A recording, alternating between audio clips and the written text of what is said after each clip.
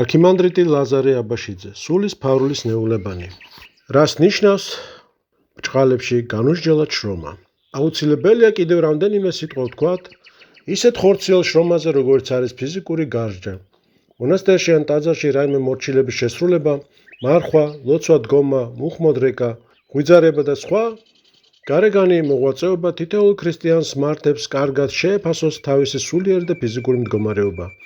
ერთისთვისაც და მეორესთვისაც აუცილებლად ზუსტად უნდა შეარჩიოს სულიერი ბრძოლაში მათთვის გამოსადეგი საჭურველი და მეთოდები. სირთულეს ქმნის ის, რომ თითოეულ სულისთვის შესაფერისი სწორედ მისი სნეულებების განსაკუთრებული რეცეპტებისა და წამლების სწორად შესარჩევად საჭიროა დახელოვნებული ექიმი, საქმის მცოდნე, მაგრამ ასეთები ძალზე ცოტანი არიან. დღეს ადამიანები ხშირად თვითონ დასტაცებენ ხოლმე ხელს მათთვის ცნობილ ყველა საშუალებას და მთელი მონდომებით იყენებენ მათ ისე, რომ საერთოდ არ იციან მათი დანიშნულება. ასე იქცევიან მარხვის, ლოცვის, ღვიძარების, ხორციელი შრომის მიმართაც და გონიათ, რაც მეტად და ხშირად გამოიყენებენ მათ, მით სწრაფად მიაღწევენ წარმატებას. მაგრამ ეს შრომა კარგია მხოლოდ მაშინ, როდესაც აღესრულება გამოზომილად, ზუსტად და სწორად განსაზღვრული განწყობით, როდესაც მისი გამომყენებელი ყურადღებით აკვირდება თუ როგორ მოქმედებენ ისინი გულზე. ამ შრომით იმდაბლებს თავს ხდება ლმობიერი და დამყოლი სულიერი წვრთნისათვის, თუ პირიქით აღიგზნება ვნებითი გატაცებით, თვრება თვითკმაყოფილებით, კვებავს თავის ცუდმე დიდობას, ხალხის წინაშე ქედმაღლობს, ამ მოღვაწეობით ზვაობს და სასტიკი ხდება. განსაკუთრებით იოლად აღიმაღლებს კაცი თავს სხვათა წინაშე გარეგანი მოღვაწეობით, რადგანაც იგი ხილულია, თვალში საცემი. ჩვენ თავად არასდროს გამოგვეპარება საკუთარი გარეგანი ჭყარებში მოსაწონი ქმედებები, ცუდმოდიდობას უყვარს ასეთი საგმირო საქმეებისთვის ხოტბის შესხმა. მოღვაწეობა თუ არ შეესაბამება მის მიზანს, გულის სიმდაბლეს, არასწორია და ბადებს საკუთარი თავის სიყვარულს, ეგოიზმს. დელთავარი თეოფანი ამბობს, ეგოიზმს შობს გულის სიტყვების მიმართ უგულებელს ყოფით აღსრულებული გარეგანი მოღვაწეობა, ვინც მხოლოდ გარეგან ღვაწლს აღასრულებს, ხოლო საკუთარ თავს არ აკვირდება. ეგოიზმში ვარდება, ერთი-ორჯერ მოიდრექს მუხს, მერე ჩამოჯდება და ფიქრობს, ახლა კი საკმაოდ ვიშრომე. ხედავთ, დაავალა ღმერთი. ან ძღობამდე არ შეჭამს და გაიფიქრებს. ასე იქცეოდა ყველა წმინდანი. რა აკლია წმინდანობა და სხვა ამდაგვარი. არსებითად აუცილებელია გარეგანი მოღვაწეობა, მაგრამ მარტო მასზე გაჩერება უბედურებაა. უპირველეს ყოვლისა უნდა გვეშინოდეს სხვათა დასანახად რაიმეს კეთებისა. მაგალითად, ეგვიპტელი მონაზვნები თავიანთი რაიმე სათნოებას თუ იგი ცნობილი გახდებოდა, უკვე აღარ აღიარებდნენ სათნოებად. აბა ისიდორე პელუსიელი მონაზვნებს ეუბნებოდა, თავს ნუ აღიმაღლებთ, თუ მარხვაში წარემატებით, თუ თქვენი მარხვით ცუდმედიდობთ, უმჯობესი იქნებოდა ხორცი გეჭამათ. მონაზვნისთვის ხორცის მიღება არ არის იმდენად საზიანო, რამდენადაც ამპარტავნება და ქედმაღლობა. მხოლოდ სულით იყავი მოშურნე, ამბობს იოანე კიბის-ამხწერელი. არანაირად არ წარმოაჩინო ეს გარეგნული ქცევები, არც სახით, არც რაიმე სიტყვით, არც სათუო ნიშნით. თვით დაფარულ მოშურნეობას შეუდექი მხოლოდ მაშინ, როცა მოყვასის შეურაცხყოფას დაანებებ თავს. თუ ამის ქმნა არ ძალგიც, მაშინ შენი ძმების მსგავსად იცხოვრე და საკუთარ თავს დიდი წარმოდგენის ნუ გამოირჩევ მათგან. ცუდმედიდობა ყოველი განსაკუთრებული საქმით საზრდოობს, როცა თავს აღვიმაღლებთ ყველაზე კეთილი საქმეებით, მაშინ ის, რაც თავისთავად წამალია ხსნისა, ჩვენთვის მომაკვდინებელ შხამად იქცევა. აბა ისაია ამბობდა, თუ თამდაბლურად ილოცებ და იღვაწებ, ვითარცა უღირსი, მაშინ შენი ლოცვა და მოღვაწეობა ღვთისათვის სათნო იქნება. თუ გაგახსენდება ვინმე მძინარე ან უდები და გულით აღზევდები, ფუჭი იქნება შენი შრომა. აბა ეფთიმე ამბობდა, თუ დამწყებთაგან ვინმე შეეცდება, აშკარად და სახალხოდ გადააჭარბოს ძმას, მარხვასა და გულშემოსრულებაში ყველაზე უარეს ცოდვაში ჩავარდება. მარხვა უნდა იწყებოდეს იმით, რომ გაექცე თვითნებობასა და თვითრჯულობას, საკუთარ სიკეთე დაუმალო ხრწხვებს, არ აკეთო მათ დასანახად. თავშეკავება ის კი არ არის შენი ძმის შესარცხვენად ითვალწუნებდე საკვებს. უმჯობესია უარი არ თქვა მცირე საკვებზე, საერთო ტრაპეზის დროს და გაფაციცებით იცავდე საკუთარ გულს, ფარულად ებრძოლო შეფარულ ნებებს. გარეგანი და გზნობადი მოღვაწეობა ძველი აღთქმისეულია და ის არავის შესძენს სრულყოფილებას, ხოლო წმინდა სახარება გვასწავლეს შინაგან დაკვირვებას, გულის განწმენდას. ერთი ბერი ამბობდა, მოღვაწეობით ბევრმა დადგუნათ თავისი ხორცი, მაგრამ რა კი მათ ეს განსჯის გარეშე მოიმოქმედეს, ამ ქვეყნიდან განვიდნენ უშედეგოდ, ყოველგვარი შენაძენის გარეშე. მარხვით პირი გვიყვარს, მთელი წმინდა წერილი ზეპირად ვიცით, დავითის ფსალმუნები ისე შევითვისეთ, რომ ის თითქოს ჩვენ საკუთარ ქმნილებად იქცა, მაგრამ არ გაგვაჩნია ის, რასაც ღმერთი მოითხოვს ჩვენგან, სიმდაბლე. იოანე კიბის აღწერელი, რა ამაღლებულიც უნდა იყოს ჩვენი მოღვაწეობა, ის ცრუ და ამაო იქნება თუ გულშემოსრულება არ შევიძინეთ. რას ნიშნავს განუსჯელად შრომა? კითხულობს ეპისკოპოსი ეგნატე და თავადვე პასუხებს. ეს ნიშნავს შრომას, რასაც თანს დევს ხორციელი განხურვება, ცუდმედიდობა, თავის ქება, იმ ძმათა დამცირება, რომლებიც ასეთ ტვირთს ვერ უძლებენ. ამგვარი შრომა, რა ძალისხმევაც უნდა დაიხარჯოს მასზე, რაოდენ ხანგრძლივიც უნდა იყოს იგი, თუნდაც მატერიალურად სასარგებლო, სავანისთვის, სულისთვის არათუ ფუჭი, არამედ მავნეც არის, რადგანაც სულს აღავსებს თავის თავზე, დიდი წარმოდგენით და მასში სათნოებებისთვის ადგილი საერთოდ აღარ რჩება. მამები გვირჩევენ, განსჯითი შრომისთვის ზუსტად შეუფარდოთ ჩვენი მოღვაწეობა ჩვენივე ძალებს, ღრმად არ მივბაძოთ ძველ მამებს, არამედ გადავიღოთ მათი მოღვაწეობის არსი, მოქმედების პრინციპის ზომა კი ჩვენ თვითონ განსაზღვროთ. თუ უძლურ სხეულს აიძულებ აკეთოს საქმე, რაც მის ძალებს აღემატება, ამით სულს დაიბნელებ და აიფორიაქებ. სარგებელს კი ვერ მოიტან, გვასწავლის ისააკ ასური. აბა ევაგრე გადმოგცემს ერთი ბერის გამონათქვამს. ყოველი მოღვაწეობა უნდა იყოს თანადროული და თანაზომიერი, უდროოდ და ძალთა შეუსაბამოდ დაწყებული საქმის გაძლება შესაძლებელია მხოლოდ მოკლე ხანს, ხოლო ცოტა ხანში მიტოვებულ ყოველ მოღვაწეობას ზიანი უფრო მოაქვს, ვიდრე სარგებელი. იოანე კიბის აღწერელი საუბრობს რა ერთი კინოვიის წმინდა მამათა საოცარი სულიერი მოღვაწეობის შესახებ დასძენს, ვისაც უკვის ამ წმინდა მამათა მიერ აღსრულებული შრომა მოსაწონია, ვინც თავგამოდებით ბაძავსმა და ღვაწლს მაცხოვნებელი საქმეა, ვისაც სურს ერთბაშად გახდეს მათი მსგავსი მოღვაწე, იგი განუსჯელად იქს შეუძლებელ საქმეს. მღვდელმთავარი ეგნატე წერდა, ჩვენი სათნოებები უეჭველად არიან აღრეულნი ჩვენივე უძლურებებით გაჩენილ უწმინდეობასთან, საკუთარ სულს ან გულს, ნუ მოვთხოვთ იმაზე მეც, რისი მოცემაც ძალუც წინააღმდეგ შემთხვევაში ისინი გაღატაკდებიან, არადა ზომიერი ხარკის მიცემა მათ თქვენს აღსასრულამდე შეუძლიათ.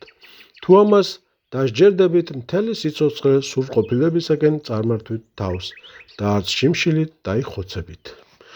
მოვიყვანთ მღვდელმთავარ ეგნატეს კიდევ ერთ ძალზე მნიშვნელოვან სწავლებას, შინაგანი და გარეგანი მოღვაწეობის შესახებ. მან ეს გადმოსცა წერილში, სადაც განსაკუთრებით მკაფიოდ არის ჩამოყალიბებული ამ საკითხის არსი.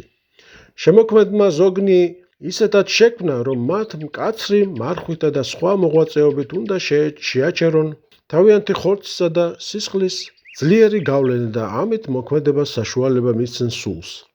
ზოგს საერთოდ არ გძალობს ხორციელი მოღვაწეობა.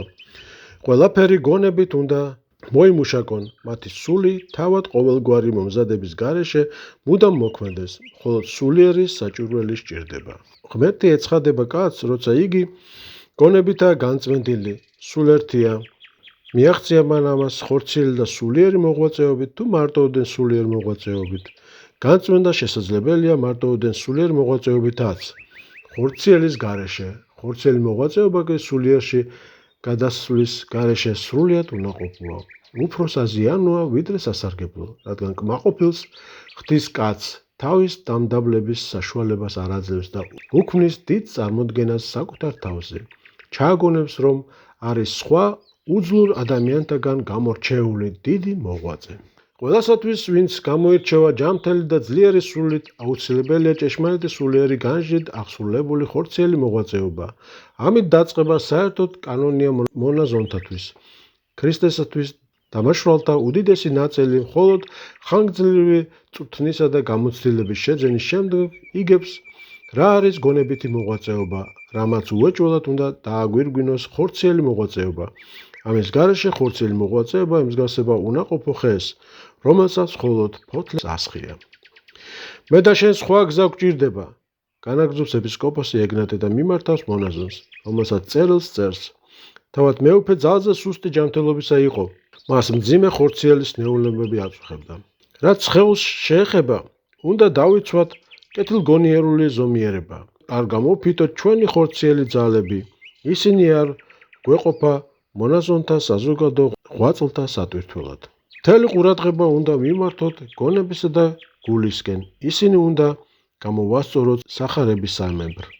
თუ სხეულის ძალებს დავშრეთ ხორციელი მოღვაწეობისადმი ფუჭი, სისხლის მიერი მოშივრნეობით, მაშინ გონება დასუსტდება ჰაერში მყოფ სულებთან, ამას სოფლის მკრობელებთან, ცისქვეშეთის დაცემულ ძალებთან, ზეციდან განდგომილ ანგელოზებთან ბრძოლაში და იძულებული იქნება უძლურების გამო უარი თქვას ბევრ ძლიერ და ძირეულად აუცილებელ საჭურველზე. ეს კი მას უზომოდ დააზიანებს.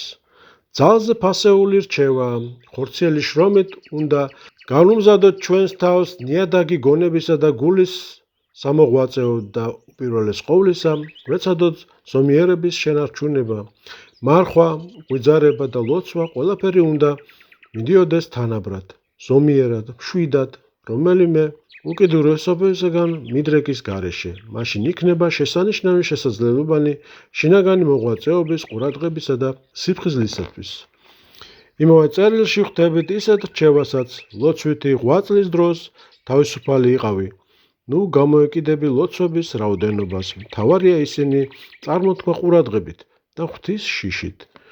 ზომიერი გარეგანი ცხოვრებით შეინარჩუნე ხორციელი წონასწორობა და ჯანმრთელობა, განაგდეს სახარებისთვის მიუღებელი ყველა გულის სიტყვა და შეგრძნება. ეს იქნება შენი თავგანწირვა.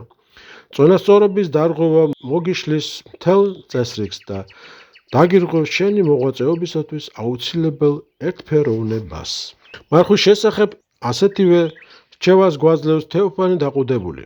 მარხვას ნუ გაურბიხართ.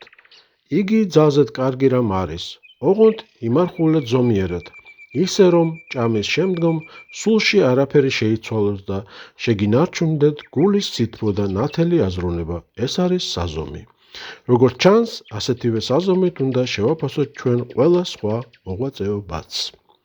ჩანს, ჩვენს ეპოქას უკვე აღარ მიეცა ძლიერი ქმედითი გარეგანი მოღვაწეობა. ამის შესახებ საუბრობს ბოლოდროინდელი ეკლესიის ბევრი მამა, არსებობს ძველ მამათა ასეთივე წინასწარმეტყველებებიც, რომელთა თანახმად უკანასკნელი ჟამის ქრისტიანების ყოფისთვის თვით მონაზვნური ცხოვრებისათვის კი ნიშანდობლივი იქნება დიდ უძლურება. ისინი ცხონდებიან განსაცდელთა და მწუხარებათა დათმენით. რა თქმა უნდა, ახლაც მოიძებნება მრავალი ახოვანი ადამიანი, რომელთაც ხელეწიფებათ მაღალი მოღვაწეობა, მაგრამ მოიძებნებიან კი ისეთები, რომელთაც ამ შესაძლებლობების გონივრულად გამოყენება ძალუძთ. გარეგანი მოღვაწეობა სულ უფრო იცვლება არანაკლებ მძიმე შინაგანი მოღვაწეობით, ხოლო შინაგანი მძიმე განსაცდელებითა და მწუხარებებით, რაც ქრისტიანს ყოველი მხრიდან ახვევია. ჭეშმარიტი ქრისტიანების მდგომარეობა სულ უფრო დაემსგავსება სამი ებრაელი ყრმის მდგომარეობას. ისინი ბაბილონის სახლში მოქცეულნი და საშინელ ძვინვარე ალში გახვეულნი მხოლოდ სასწაულით გადაურჩნენ დაწვას. შეინარჩუნოს სწორი, მშვიდი, უტვრინელი, ლოცვითი შინაგანი განწყობა, დაიცვა გული, ბორგნეული სამყაროს სიბილწისაგან არ უღალატო მართლმადიდებლობას, ეს არც თუ მცირე ღვაწლია ჩვენს დროში. ახლა საკითხი ისე არ დგას, კარგი მართლმადიდებლიდან ვიქნებით თუ ცუდი. საკითხი დგას ასე, საერთოდ შევინარჩუნებთ ჩვენ სარწმუნოებას? ბევრი მას ვერ შეინარჩუნებს, წერდა ჩვენი თანამედროვე მამა სერაფიმე როუზი. ჩვენი თანამედროვე მამა იღუმენი ნიკონი ამბობდა, წმინდა მამები განგვიმარტავენ, რომ ბოლო ჟამს მონაზვნობა საერთოდ არ იქნება. ან სადღაც შეიძლება შენარჩუნდეს გარეგნულად, მაგრამ სამონაზვნო მოღვაწეობის გარეშე ღვთის სასუფეველის მაძიებელთ არ ექნებათ არანაირი მოღვაწეობა. ისინი ცხონდებიან მხოლოდ მწუხარებათა და სნეულებათა დათმენით. რატომ არ იქნებათ მოღვაწეობა? იმიტომ რომ ადამიანები თავს არ დაიმდაბლებენ. სინანულის გარეშე მოღვაწეობა კი უფრო ზიანს მოუტანს მათ, ვიდრე სარგებელს შესდენს. მან შეიძლება დაუყუპოს კიდეც კაცი, რადგან ამგვარი მოღვაწეობით მას უნებლიეთ თავის თავზე დიდი წარმოდგენა ექნება და ხიფში ვარდება. მხოლოდ სულიერებაში ძალზე გამოცდილი ადამიანების ხელმძღვანელობით არის შესაძლებელი ესე თუ ის მოღვაწეობა, მაგრამ ასეთებს ახლა ვერ იპოვით, ისინი აღარ არიან. ჩვენი ხელმძღვანელი თავად უფალია, ნაწილობრივ კი წიგნები, ვისაც ისინი აქვს და მათი კითხვა შეუძლია, როგორ ხელმძღვანელობს უფალი? იგი ჩვენზე დაუშვებს დევნას, შეურაცხყოფას, სნეულებებს, უძლურებებით დამძიმებულ ხანგრძლივ სიბერეს. სიმდაბლეს მოკლებული კაცი ვერ მიიღებს რომელიმე საღვთო ნიჭს, ასე რომ არ დაზიანდეს. აი, რატომ არის წინასწარმეტყველები, რომ ბოლო ჟამს ადამიანებმა ამ პარტავნების გაღრმავების გამო ისინი ცხონდებიან მხოლოდ მწუხარებათა და სნეულებათა დათმენით. მოღვაწეობა კი არ მიეცემათ. შესადამე, რომლებიც ახლა ჭეშმარიტად ეძებენ სულის ცხონებას და სურთ სხვადასხვა სასურისა და ხიბლისაგან თავდაცვა, უნდა ცხოვრობდნენ უაღრესად მოგძალებულად, ყველაფერი აკეთონ ძალზე ფრთხილად და აწონ-დაწონონ, განსაკუთრებით უფრთხილდებოდნენ სანახაობებსა და ცულდეთ ცუდმა დიდობა, საკუთარ თავში შეძლებისამებრ დაფარონ თავიანთი ღვაწლი კაცთაგან. ასე ერთგვარად უბრუნდებით საიდუმლო ფარული ქრისტიანობის ჟამს. საკუთარი სათნოებები უნდა დავფაროთ, მაგრამ არა წარმართთაგან შევიწროების გამო, არამედ ჩვენში და ჩვენს გარეთ არსებული ვნებისა და სიცრუისაგან დევნის შიშით. ზემოთქმულის შემდგომ აუცილებელია კიდევ ერთი გაფრთხილება. ბევრი ჩვენგანი, როცა ცხადად დაინახავს თავის სისუსტეს, ძლიერი ქმედითი გარეგანი მოღვაწეობის, სწორად ტვირთვის უნარობას, გაუნელდება თავდაჯერებულობაზე დაფუძნებული თავდაპირველი სულიერი შემართება. შეიძლება უკიდურესობამდე მივიდეს, საერთოდ მიატოვოს გარეგანი შრომა და წვრთნა. თითოეულ შემთხვევაშიც, რაც ითხოვს საკუთარ თავთან ბრძოლასა და ძალისხმევას, ნების მოკვეთას, თავის უარყოფას, იგი უძლურებას მოიმიზეზებს. გაექცევა ამ ბრძოლას და იტყვის, ჩვენ ძალიან სუსტნი ვართ. ახლა სხვა დროა, თუ თავს ძალას დავატანთ, ხიფში ჩავარდებით. ან ახლა ნაკლები მოგვეთხოვება, მთავარია მძიმედ არ შევწოდოთ, დანარჩენს მოევლება და ასე შემდეგ. ცონარე მოდუნებული თავნება კაცი შეიძლება სიხარულით ჩაებღაუჭეს წმინდა მამად ზემოყვანილ გამონათქვამებს, რათა მათი და გაამართლოს თავისი უმოქმედობა, შვიდი სინდისით მიეცეს მოსვენება უდებებას და ეგონოს, რომ საცხოვნებლად მისთვის საკმარისია, ასე ჭყალეში თავდაბლად შეაფასოს თავისი თავი. მაგრამ ასეთი სიმდაბლე სინამდვილეში შეიძლება ყალბი გამოდგეს საკუთარი უძლურების გამო. ჭეშმარიტად იმდაბლებს თავს მხოლოდ ის, ვინც თავს არ ზოგავს. არის თავისადმი მომთხოვნი ღვიძარებს, ამ დროს კი აწყდება საკუთარ უძლურებას და ამით აცნობიერებს თავის დაცემას. ასეთებს ეკუთვნით აქ მოყვანილი რჩევები, რათა ეს მოშურნეობა მათ თავიანთ სასარგებლოდ გამოიყენონ, ხოლო უკნარას, რომელიც მუდამ ეძებს მოსვენებასა და უზრუნველობას, თან თავს იმართლებს უძლურებით, შევახსენებთ მამათა სხვა გამონათქვამებს. ანტონი დიდი მუდამ ღვიძარე იყავი საკუთარ თავის მიმართ, რათა არ გაცდუნონ და ცდომილებაში არ შეგიყვანონ, რათა არ ჩავარდე ცონარებასა და უდებებაში, რათა არ იქნე განგდებული სამომავლო ცხოვრებაში, ვაი მცონარეთ. მოახლოვდა მათი აღსასრული და შველელიც არავინ არის, ხსნის იმედიც არ არის მართვის. აბა ისაია განდეგილი. მოიძულე ყოველივე ამ სოფლიური და თვითხორციელი მოსვენება. ისინი გაქცევენ შენ ღვთის მტრად, როგორც მეომარი ერკინება მეტოქეს, ჩვენც ისე უნდა ვებრძოლოთ ხორცს. არ მივცეთ მას ნებევრობისა და მოდუნების საშუალება ზედმეტი მოსვენების გამო. ეპისკოპოსი ეგნატე, მოღვაწემ უნდა შეინარჩუნოს ჯანმრთელობა და ხორციელი ძალები იმდენად, რომ სხეულმა შეძლოს ღვთისადმის სახურება. მეტისმეტი ჯანღონე და სიმსუქნე ძიმე ხორციელ მდგომარეობაში აგდებს სხეულს, მოუთაკავი ძალით აღძრავს პირუტყულ ჟინს, სრულად ართმევს სულიერი განცდის უნარს, ის ვინც ზომიერი მარხვით და მღვიძარებით დაიმსუბუქებს სხეულს, მას საიმედოდ გაიჯანსაღებს და მადლისმიერი მოქმედების განცდის უნარიანს გახდის. ღვთელმთავარი თეოფანე, ვინც წესისამებრ იქცევა, ის შრომობს, თავდაუზოგავად საკუთარ თავს აკვირდება და გულში რელიგიურ გრძნობებს აღვივებს. როგორც კი დაიწყეს ღვთისათნო შრომისგან თავის არიდებას მყისვე, გაიფანტება აზრები და გაუცივდება გული. თუ არ შეჩერდება სწრაფლდარევს ხელს უდებება და უზრუნველობა, უგრძნობელობა და გაფანტულობა. ეს არის სულიერი დამბლა, ან სულის დანთქმა სიკვდილში. ყველგან გვჭირდება გვეუბნება წმინდა იოანე ოქროპირი, გულმოდგინება და სულის მგზნებარე მზადყოფნა. აუმხედეთ თავად სიკვდილსაც, რადგან სხვაგორად შეუძლებელია სასუფეველის დამკვიდრება. არა მარტო ხორციელი ცოდვა, არამედ ნებისმიერი განებივრება სხეულისა იქნება ეს საკვებით, სასმელით, ძალით და თუ მოსვენებით, ან აღკვეთის სულიერ ძვრებს, ან ადუნებს მათ სიძლიერეს. თავის სიბრალული ტოლფასია თავმოთნეობისა და ზოგადად თავის მოყვარეობისა და არის ყველა გულცივობისა და მოდუნების უზრუნველყოფისა და უდებების ძირი. გსმენიათ ფრაზა ჩვენში დამკვიდრებული ცოდვა? სწორედ ეს არის თავის სიბრალული ყველა მისი თანხლებით, მას თუ ზოგჯერ მაინც აყვებით, იგი ყოველთვის შემოსრავს თქვენი შრომით მანამდე მოხვეჭილ სიკეთეს. ისიც სიმართლეა, რომ თავის სიბრალულსა და თავმოთნეობას ყველა არ მოყვავს ხილულ ცუდი ცხოვრებისაკენ, მაგრამ მთელმა ცხოვრებას მაინც უნაყოფოს ხდის. ამ სცენით დაავადებული არც ცივია, არც თბილი, არც იქით არის, არც აქეთ. ჩვენში დამკვიდრებული ცოდვა, ძირი და სათავე ყველა ცოდვისა არის ეგოიზმი, ანუ თავის მოყვარება. მისი პირმშო ასულნი არიან თავის სიბრალული და თავმოთნეობა. პირველი მათგანის საშუალებით ცოდვა მუდამ მეორეს აღძრავს და ქმნის ღვთისათნო ცხოვრების, საპირისპირო ცხოვრების წესსა და ხასიათს. ნუ ჩათვლი, რომ იგი აშკარად ცოდვითია. არა, ასეთი ცხოვრება მოწესრიგებულია, უბრალოდ მასში ყოველივე ხდება თავმოთნეობის გამო.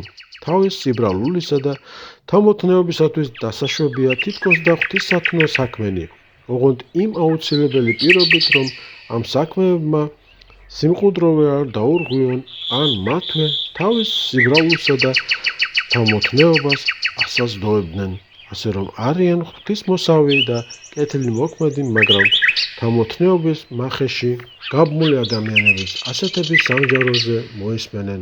არა გიცნი თქვენ.